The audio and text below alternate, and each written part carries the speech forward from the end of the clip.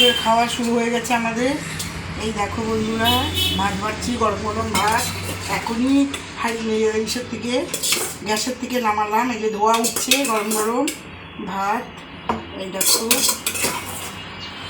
আমি বলে বেশি খাই বলো তো বন্ধুরা তোমরা? আমি কি বেশি খাই? এইটুকুন ভাত না খেলে কী করে চলবে বলো?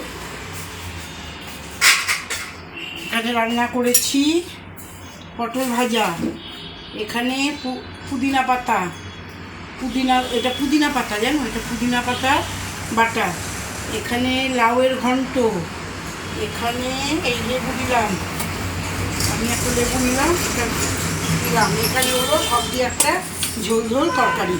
এখানে এখন পাতে দিচ্ছি না, এলোমেলো হয়ে যাবে।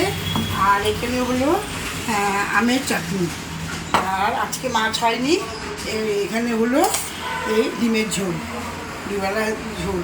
আর এখানে ছোটো মাছ কয়েকটা ছিল, ওই ছোটো মাছ দিয়ে সজনা দিয়ে, দেখো ছোটো মাছ, ময়া মাছ, দেখো এই ময়া মাছ দিয়ে একটু রসা করেছি সজনা দিয়ে। আর দই তো থাকবেই জানো। এটা হলো আজকে দুপুরের আমাদের খাওয়া দাওয়া। ঠিক আছে, রাখছি।